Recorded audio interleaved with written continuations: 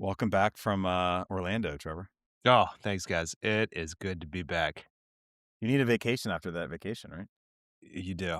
Disney is it's kind of like Vegas, 1 night, 2 nights max, and then you gotta get the heck out of there.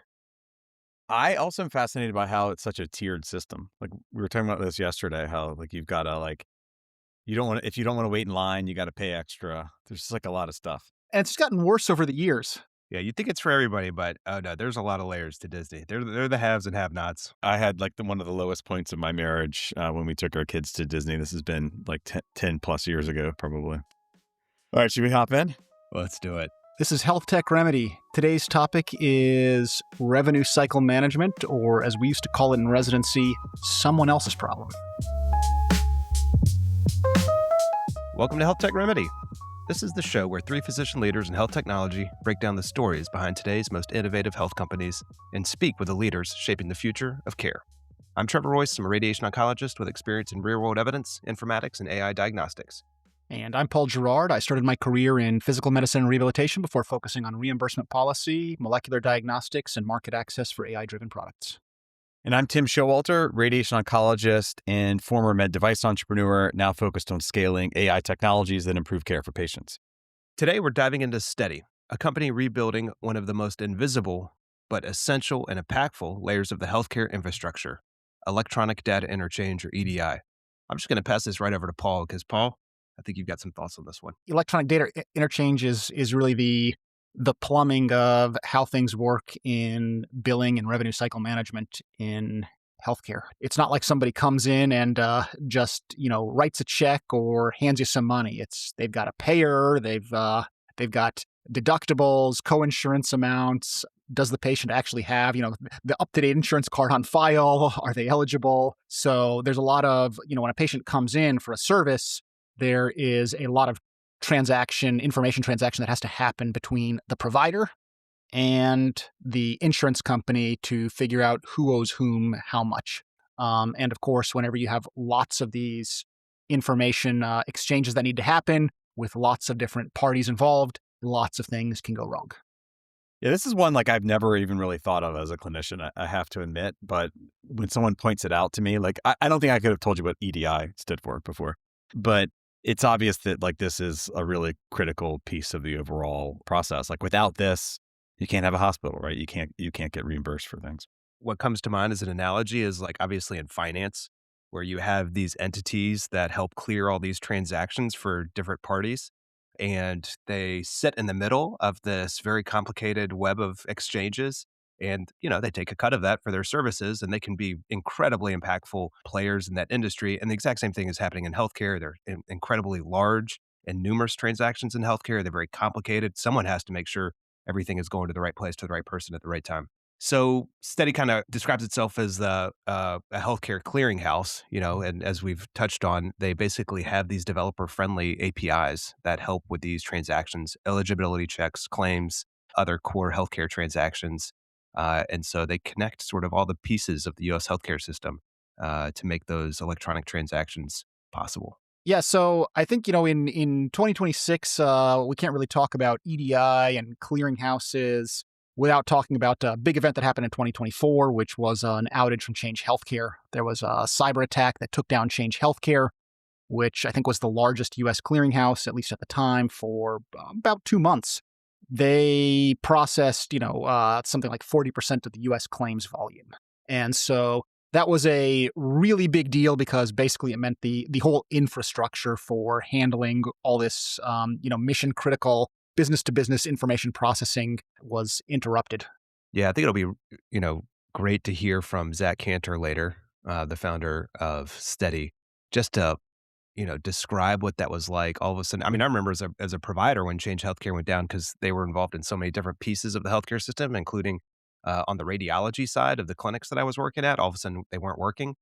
And so to hear the story from Zach as an entrepreneur and like having this company that sort of solves a lot of what Change Healthcare does, and all of a sudden the biggest player, like the 500-pound gorilla in the room, is not operating anymore. I suspect Zach had all sorts of calls and was working around the clock, and it was just like an all hands on deck. Let's build this thing. Kind of seminal moment as an entrepreneur for him. Can't wait to hear his story there. Yeah, it's pretty wild because if you think about like obviously the U.S. healthcare system is one in which we have these wonderful advances in technologies, and yet we still fax things around to each other. So I got to imagine that like the legacy systems for these transactions is probably pretty old. And of course, if you were to rebuild it from scratch with today's technologies, with AI and APIs, there's a real opportunity to do it differently, like a sort of a different type of clearinghouse. And with Zack's background and what we've heard about Stedi so far, I got to imagine that that's really the key innovation is bringing contemporary approaches to that. A lot of the standards for EDI are decades old. They predate, the cloud computing, the APIs that we use today, modern software development practices. We have this old set of standards, old infrastructure meets, modern technology, and things have evolved in a very patchwork fashion that serves, the incumbents well who have been around for a long time and have progressively patched things progressively, but maybe is not the best thing for modern tech forward customers. I got to imagine that like the tech founders in healthcare welcome Stedi as a company. I think, if you're building in this space and you're trying to improve the system overall, that you would expect that you've got real-time APIs and you've got programmatic, sort of legibility throughout the process and the real infrastructure that's prepared for AI agents, for example, with like seamless setup and integrations and the ability to have real-time responsiveness to issues. And I'm guessing that's not how things evolved over time for some of the legacy clearinghouses. Yeah, I mean, another thing we'll have to touch on with Zack is kind of how his company is adopting in this world of AI. They handle so much data, so many transactions. There's going to be AI use cases here, and we'll have to hear from him sort of firsthand how he's applying that. To sort of make things concrete and talk about like what's the difference between the legacy and today. Back before the internet, you had to mail things, fax things, and as we talk about all the time on this show, fax is still alive and well in healthcare. Maybe a little less than it used to be, but certainly not gone. And in the early days of even the internet, there was a lot of, you dealt with early websites for shopping. There'd be manual clicks and things. It's kind of like portals. And nowadays with cloud computing, people maintaining data on their side, trying to exchange data with the other side. Things have gotten to the point where you can automate a lot of these things. And a lot of the traditional clearinghouses and electronic data interchange involves, web portals, manual clicks, batch processing on the schedule of the other side. Where Stedi really comes in is they try to turn this all into something that is automated, can kind of happen seamlessly. Submitting a claim, checking eligibility, enrolling with a payer. It's all available as a JSON API call. So you write code that talks to their system directly, no portal clicking, no file uploads, no waiting for batch runs. Of course, that requires probably some technical sophistication on the part of the healthcare provider who wants to use them as well. Trevor, I know that Stedi started in 2017. I think you've found out more about the history overall and sort of Zack's like philosophical approach. You want to give our listeners a little bit of an overview there? His background is interesting. We'll have to hear from him directly. But as I was reading, it sounds like he started in the auto industry. He's a real entrepreneur's entrepreneur, saw this opportunity in healthcare that fit with a lot of the transactions and clearinghouse infrastructure that he had done in the auto parts world. And, now almost a decade later, they're raising $90 million. So it's pretty remarkable. And it's obviously like not a flashy product that people are gonna, see in the headlines. It's not like sort of the front end thing. A lot of doctors will never have heard of it, but obviously he's built a real infrastructure there. When it's so complicated in healthcare with the regulatory and data restrictions and privacy requirements on these data exchanges, that it's a big problem to tackle. I love this also because we've also seen a lot of examples where people have identified major technical debt that's built up in the system. And this seems like one where obviously new emerging problems within the existing infrastructure identified an opportunity to innovate in this space and prepare us for the next generation. And it's like great to see Stedi moving into this area where you need to have really strong standards and to set up things to scale. Is it worth talking about how this fits into the future world where we want AI and of course the new flashy thing, agentic AI, to automate as many workflows as possible, and how programmable EDI system enables that? Yeah, I mean, you need like the hospital's agent talking to the payer's agent, all back and forth, right? And you can't do that without the pipes being built first. Well, maybe we should transition to the conversation with Zack. Absolutely. Looking forward to talking with Zack Kanter, founder and CEO of Stedi, hearing what he's built and how he's built it. Welcome back to HealthTech Remedy, podcast where we explore the innovations reshaping healthcare and the brilliant minds driving them. Super excited by today's guest, Zack Kanter, the founder and CEO of Stedi, a company whose mission is to rebuild the infrastructure for how data moves between organizations. And Zack, looking forward to hearing sort of your perspective on the problems you guys are tackling and how you're solving for them. We'll also hear about Zack's career path and how he came to create Stedi and the journey to date. So Zack, welcome to the show. Very happy to be here. Thanks for having me. I guess it'd be fun to hear a little bit your journey and kind of what led you to where you are today and what you're working on and how you found to be running Stedi. Sure. Well, I come from a very traditional healthcare trajectory, as many people did. I started in automotive parts, so a little bit unusual. I was very interested in cars growing up, and I was getting my first car when I was 16, and it was a 1995 Chevrolet Caprice, former police car that needed a lot of work, and so I started looking for parts for it and ultimately started buying and selling car parts on online car forums. And that kind of was my first real-ish job. And I ran that through college, and that became my full-time job after college. And I ran that business all the way through my 20s and sold it when I was 30. And this was probably I guess this was in 2018. And in building that business, I came across this problem of business to business transaction exchange. And so at this point, people are often wondering how this relates back to healthcare. But in the world of automotive parts, in the world of retail, logistics, supply chain, transportation, manufacturing, anything related to the movement of physical goods, there are transactions that need to be exchanged, like purchase orders, ship notices, invoices, inventory feeds, and all the different sort of communication transactions that would happen between someone like an AutoZone and one of their suppliers, like my auto parts business, or between Amazon and Procter and Gamble, or Walmart and Rubbermaid, or whoever it might be. Those transactions, when they need to be automated, are obviously they're not sent via, maybe not obviously, but they're not sent via PDF when they need to be automated. They're automated via a set of technologies called EDI, Electronic Data Interchange.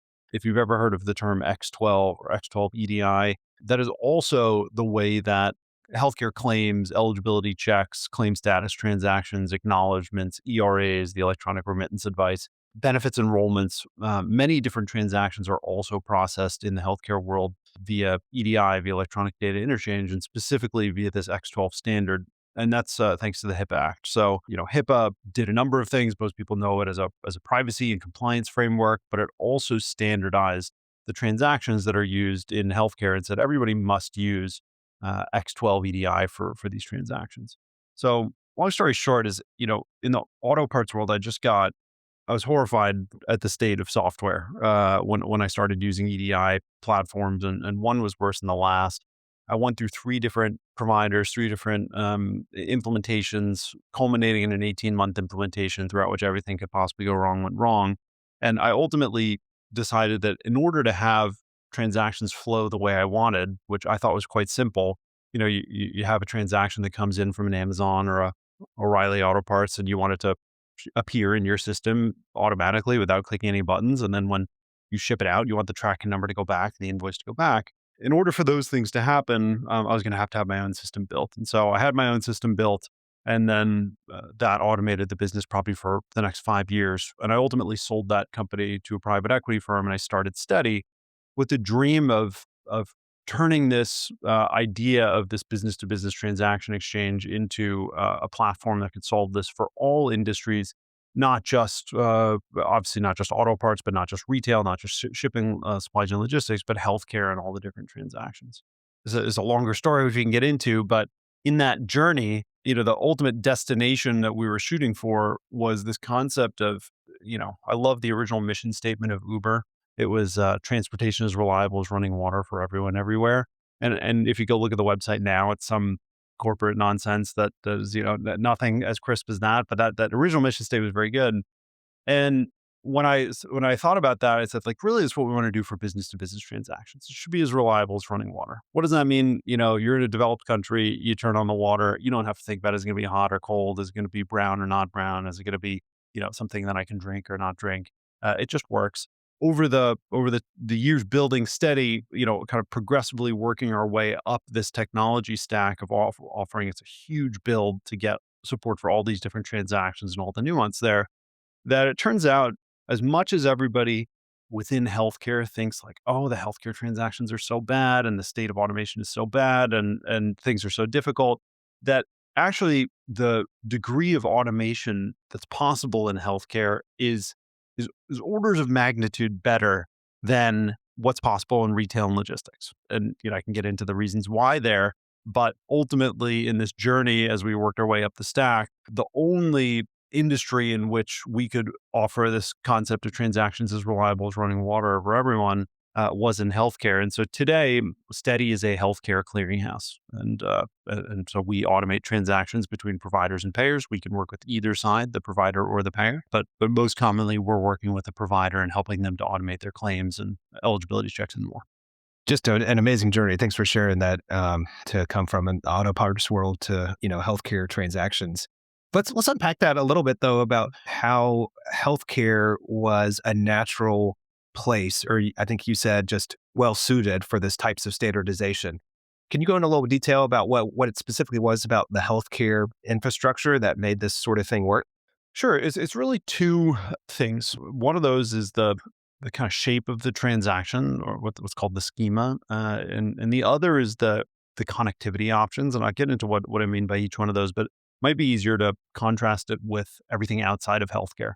So let's say when you're talking about a purchase order that you might receive from Walmart or Best Buy or Amazon or Tractor Supply Company or Target or some sort of a grocery store, those are all technically, they use X12, which is this standard. So they use the X12 standard, but there's no regulation that requires that they follow the standard. So they might insert different pieces that aren't really allowed by the standard. Everybody has kind of taken some liberties with the specification.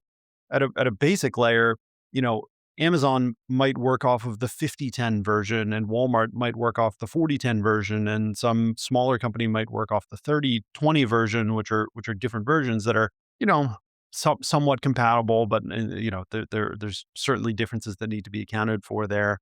And then when you look at what's used within those transactions, when you think about the X12 specification for one of these transactions, like a purchase order or a claim, there's hundreds or thousands of different components to it. So it involves every possible thing that you might ever need to include in a purchase order.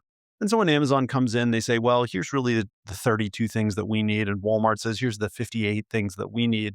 But they might choose different pieces. A common thing might be that Amazon will say, we want to use a vendor part number. And then Walmart might say, we're going to use vendor item number. And those are both valid selections within X12, but they have a little bit of a different semantic meaning. And as someone who's integrating with those two companies, you have to account for those differences. Now, you might say, well, those two things are the same thing, so I'm going to map them the same way. But then what happens when you run into someone who uses both? You have a real problem because those mean different things and you've mapped them to the same place. So the first is that the transaction schemas are different.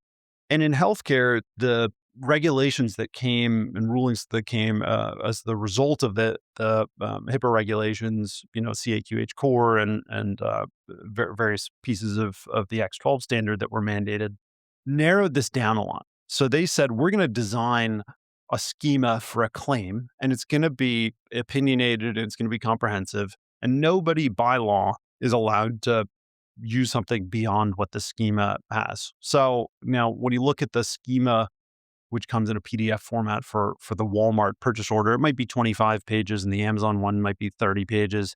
And then you go look at the schema for a healthcare claim, it's 650 pages, is very comprehensive. But at least when somebody like Stedi or a large health system or a provider or a payer works with this, they know this is the maximum that we're ever going to see. This is what the whole thing looks like. And so it's really a gift, knowing that yes, if you account for this, you're going to have accounted for everything. What does that mean in practice? It means that if they've made something required, you can't leave it out and you can't make it optional. If they've made something optional, you can make it required, and you can decide not to use it. But you can't take something that's not used and say that it's required or optional. So it just narrows the universe in the world of software engineering. You'd say this is now a bounded problem instead of an unbounded problem. So the number one is this existence of the schemas that don't exist elsewhere. And number two is how the connectivity works in the healthcare world.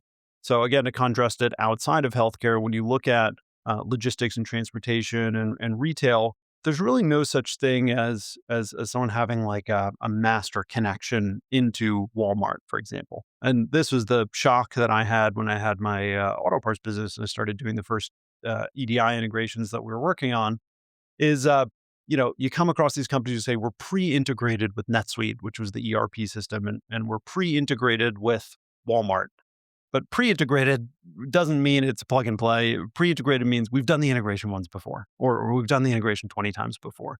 But every time a vendor integrates with Walmart or Amazon or Best Buy or whoever it might be, or Maersk, the shipping company, or YRC Freight, every single time these things happen point to point from scratch. So they go through an IP whitelisting process and an SFTP file testing process, and they go through, a series of checklists. And then when you sign your next vendor, the whole thing starts over again. In the world of healthcare, it works very differently. So, there's the existence of something called the clearinghouse. Now, I think people are not writing love letters to their clearinghouses. You probably don't come across people who are very excited about their clearinghouse, but the concept of a clearinghouse is very good, which is as a provider, if you go and you get your medical license and you go through a credentialing process and you enroll with various providers, you can with various payers, you can instantly start sending claims through clearinghouses to thousands of different payers. So that concept just doesn't exist in logistics and retail anywhere else. This concept of, okay, I now have launched some sort of a physical product and I can instantly connect to Walmart and Amazon and Best Buy as a vendor. That concept doesn't exist. So when you combine those two things together, the concept of a master schema that outlines all the possible values combined with turnkey connectivity, it means that that concept of like plugging into the water system, and it's as reliable as running water is actually possible. I mean, what a fantastic and cogent answer. In some ways, it's refreshing to hear that some of these clinical informatics efforts or regulatory efforts that have standardized these information systems have like produced or borne the fruit to enable these types of programs that you built. That's terrific. Well, I think there's pros and cons. So I think if it didn't exist today and everybody were using all their own standards, people say, why do we have to use X12? Why don't we use APIs? Why don't we use a modern format like JSON? It's not really the format itself that makes things difficult. It's the kind of size of everything and the amount of validations that need to be done. It's just the scope of the work is really large. And if you proposed, hey, look, like we're gonna have some new administrations in, we're gonna propose some regulations that say everybody has to use the same JSON format, and we're gonna propose a spec that's 650 pages long.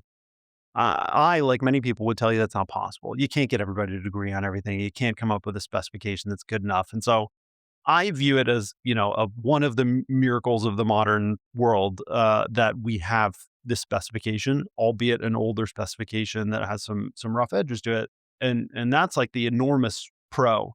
There's more in the pro column, namely that if you, again, to contrast against these other industries, when you get into the body of a transaction, there's really not much standardization outside the world of healthcare. So if you say, okay, we have a SKU, which is a product, there really isn't, the concept of like a master audited catalog of all SKUs that have the, certain amount of data and things are right. But then when you get into healthcare, you have CPT codes and CDT codes and HCPCS codes. You have ICD-10 codes.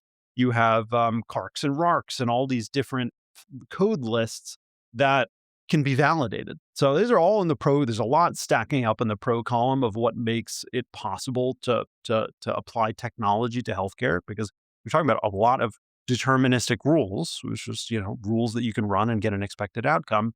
The con to all this is that the lift is huge. And so you think about, you have listeners on the podcast who are starting a company and say, look, I want to go and I want to build, the next EHR, PMS or RCM system.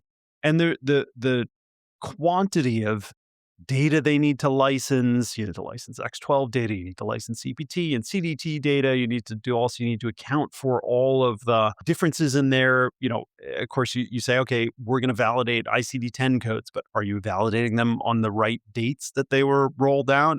And then you look at this, and are you validating according to the age and the gender of the patient? Because some of these things don't apply. It's just one of these problems where every time you pick up a rock, you find two or three more rocks underneath it, which makes it a very exciting business to build in, and an exciting problem to solve. But it's extremely capital intensive. It's a multi tens of millions of dollars effort to build out all of the various validations that you need, and that's kind of the service that we provide. Yeah, it sounds like there's a natural fit there. And I guess kind of reflecting on something you said earlier, I loved the way you framed it in terms of the mission statement for you all. This could probably go into the sort of the short list of famous mission statements, like Google's mission to organize the world's information, in your case, to organize these transactions in a standardized way.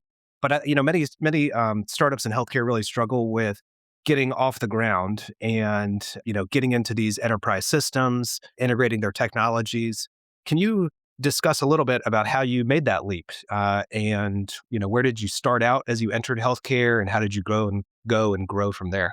There's kind of common advice in the startup world, which is say, like, just start with the problem that you actually want to solve. So if you want to go launch a clearinghouse, then start building a clearinghouse and pick a transaction. We're going to start with the eligibility checks, and we're going to get the eligibility check transaction working really well, and then from there we're going to move into claims. We're going to move into all the other things that a clearinghouse does. The problem is that works when you have a relatively narrow set of complexity. When you have, a dozen features that you need to build. Works less well when there's a really, really broad set of features that need to be built. And when you think about a clearinghouse encompasses thousands of features. It's, just even within edits, claims validations alone, there's hundreds and hundreds and hundreds of different types of edits. And so we started in a different direction, which is say, we're going to start from the ground up and we're going to build broad support for the entirety of this X12 standard. So we're going to build support for all 321 transaction types, all the versions that go back to the beginning of X12, all the way up to the 8060 version that was just released. From day one, I told investors, look, this is going to take a long time. It's going to cost a lot of money. But when we do this, we're going to be the only people who have done this in, 30 years who've gone through and built the broad support for this. And indeed we did. So that took, to get to that first set of building blocks. So we said, we're going to build these 8 individual building blocks that would allow people to build these systems of their own. And that could be, hypothetically, Flatiron Health would say we want to build something, or Oscar would say we want to build a system, or it could be Amazon or Walmart or Best Buy could say they wanted to build a system, or some sort of small startup. We built these 8 little building blocks, little Lego blocks that developers could use to build their own EDI systems. And we launched those in 2022. In March of 2023, we built a SaaS platform on top of that would make it much easier for people to get up and running. So we built, user interfaces where people could configure their trading partner relationships, and they could see all the transactions they had sent and received and retried things and all the different pieces. And still, at this point in 2023, a number of years after starting the company, not at that point of turnkey transactions, and you still got a ways to go. The plan was to build, what you could think of as this turnkey process for working with other companies. We planned to build that in the back half of 2024, which was last year. Of course, like a turnkey process for healthcare transactions is also known as a clearinghouse. And in February of last year, a few months before we started to plan to work on this, Change Healthcare got hit by the cyber attack. And so, you see this massive cyber attack happen.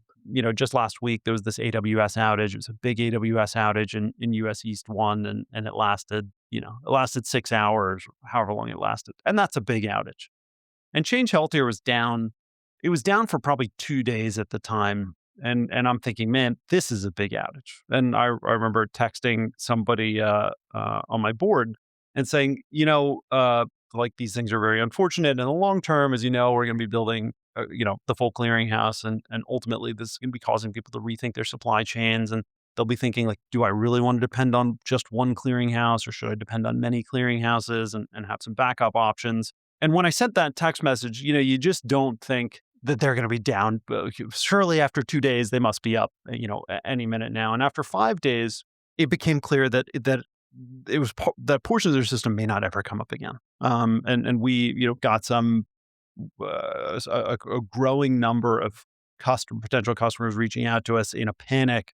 Every day we're getting $10 million further behind on claims. And this is existential for some of these very large healthcare businesses, health tech businesses. We started getting intros through our investors, introducing us to their portfolio companies. People are desperate. So I got the team together 5 days into this outage, and I said, okay, we're dropping everything else we're doing, and we're going to take our plans that we had planned to build over the back half this year, over a 6-month period, and we're gonna launch this now. So this was a Thursday, so our goal is to try and get this done by Tuesday.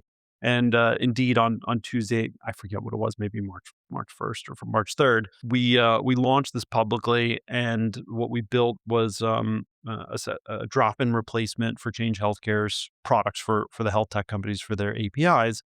From that point forward, it was just pandemonium. It was, it was like the scene in Trading Places, where they're buying, the orange juice, and then everybody's ready to sell, and things go wild.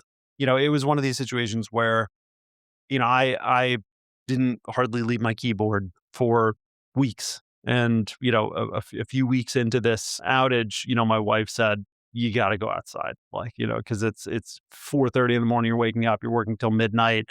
And we went on a walk, and on a 15-minute walk, I got 3 phone calls from CEOs and CTOs who are desperate to get back up and running. And so it's one of these things where you see 7-figure deals getting closed in 30 minutes. And so obviously there's a huge accelerant for us, to your point of it's hard to kickstart a network. It's hard to get these things going. And we onboarded people who were doing, $1 billion+ of claims volume annually. And so you learn really quickly. I kind of give the analogy, it's like a snake eating a deer. It's like if the snake is big enough, it can do it, but the digestion process is it's going to be a rough couple of months. And so we built out all the missing pieces that we needed to build, and had some really amazing initial customers for this. Then Change Healthcare came back online. We didn't lose any customers who had gone live with us. They all stuck with, and were happy with what we built. Since then, things have just accelerated. I mean, last quarter, we signed more customers in each month of that quarter than we did in the first half of last year combined. Yeah, what an amazing story. I'm totally on the edge of my seat here. And just for context for some of the listeners, because we have short memories in these short news cycles, but the numbers that I saw when I was preparing for this was that Change Healthcare was processing over 50 billion transactions annually, basically 40% of claims volumes, amounting to, almost $1.5 trillion. And it just goes to show, don't let a good crisis go to waste. You guys were ready to do the hard work to make it happen. And it sounds like it's been off to the races since then. You want to be in the right place at the right time. At the same time, it's not like this happened in secret. It's not like, Change Healthcare went down and nobody knew about it. There were a lot of people in the right place at the right time. And we were fortunate to have built this foundation of all the underlying EDI infrastructure and all the validations and everything that were required in order to do this. And yeah, it was just one of these things that pulled forward a year of go-to-market into a couple of months. It's probably a good point to reflect a little bit on what is capturing the nation's imagination to health technology, and basically all technology broadly in the new world of AI. And I suspect, what you guys have built and the systems that you're involved with all these, incredible numbers of transactions, it's well suited for AI. And we'd just kind of love to hear a little bit about maybe what your AI strategy is, or how this new world will impact what you guys are doing. We have a couple of different ways of thinking about AI. So, by the numbers, a third of our customers are building Gen AI products, which is a pretty incredible number. I would say almost you see these YC startups in every batch who are solving all manner of problems, incredibly impressive teams. And by and large, all of them are using Stedi. You see voice agent companies who are automating eligibility check phone calls. And most of them are using us at least partially under the hood. And what they use us for example, is to perform the basic programmatic eligibility check in order to verify that the patient's name is right and get the basic details. And that allows the agent, which is very costly to run and costly to get dialed in the right way, to make a very specific ask when they make that phone call. So they can say, hey, I'm wondering, are there nutritional counseling benefits for Trevor, as opposed to, hey, can we confirm that Trevor is a member? There's many, many use cases, both for front-end RCM and back-end RCM, patient intake. There's submission of claims that we handle. It's interesting, like, why are we such a beneficiary of the AI boom, which I think is just a tremendous boom in revenue cycle management and healthcare in general, on the clinical and the administrative side. Obviously, the administrative side is a lot more of a focus for us. And when you look at all the other clearinghouses that exist, all of them were built pre-cloud computing. Many of them were built pre-internet. And there are a series of acquisitions by private equity where the technology stacks were never harmonized afterwards. It was like, it was put together, and the systems don't really talk to each other. And there's a lot of things that you can fix in software. Software is this infinitely malleable substance. It's not like carving something out of marble. That's the beauty of software. But there's two things that are really hard to build in after the fact if you haven't thought about them up front. One of those is security. And really, like, I would say the big banks are kind of like the only example of legacy companies, established companies that have done a good job at securing their infrastructure. And why is that? Because if they don't, the money's going to be gone. So there's a really good incentive there. But then you look at, the big credit bureaus, which have a lot of sensitive data, and you've seen data breaches there because the, incentive is just kind of not strong enough.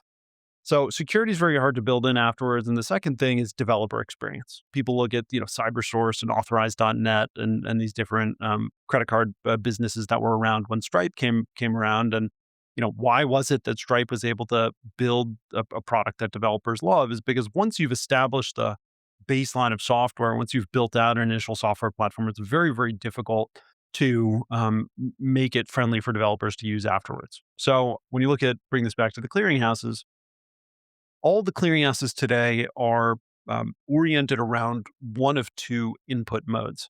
One is people logging into the user interface and submitting a claim or an eligibility check manually. And two is submitting it via this existing X12, batch-based process where they're going to drop in, a bunch of claims in SFTP.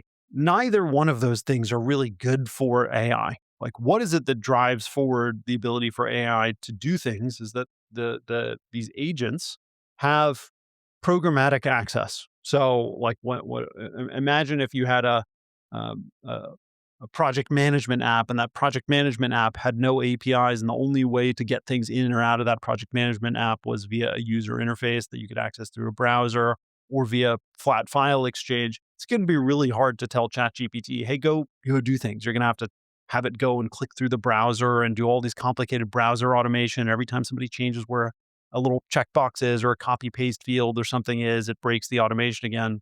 So what we've done from day one is functionally everything that you could do through our user interface can be done via API. And that means that for our customers who are building agents, and by the way, that's not just startups, this could be established enterprises. You read about these large revenue cycle management outsourcers and stuff who are building agentic capabilities themselves. They can use our platform to make anything from claim resubmission to looking at claims rejections and denials and things like that. They can interrogate any of this information via API, which makes it possible to do a lot more automation than you can do anywhere else. I suspect you guys are well positioned to take advantage of some of these advancements because you don't have the technical debt, the legacy constraints of these 20-year-old clearinghouses out there. You probably, I would guess, are well positioned to kind of integrate these new technologies into what you guys are building. Yeah, we've been amazed at what our customers have been able to build, and we list those. If you have show notes, we can post those in the show notes. We have what we call platform partners or people who are building on top of Stedi, and there's just unbelievable things that people have been able to do with our APIs combined with the other data sources and processes that they have. Well, unfortunately, we're running up on time here. It's been an amazing conversation. One final question for you, and I think we have to give the audience what everyone wants to know, and that is, what is a former auto parts dealer driving today that's now in health technology? I drive. I would be ashamed of myself. I drive a completely, as they would say in the auto parts world, bone stock BMW X7. So there's no modifications to it. But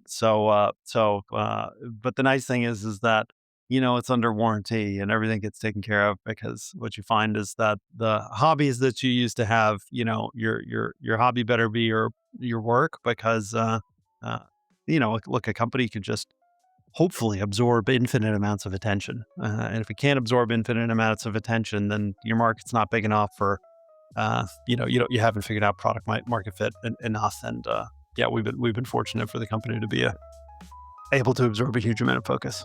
Amazing. Absolutely. Well said. Well, thanks so much, Zack, founder and CEO of Stedi, company proving that even the oldest systems can be reinvented with fresh vision and modern tools. Thanks so much for joining us today, Zack. It's been a real pleasure chatting with you. Thanks for having me.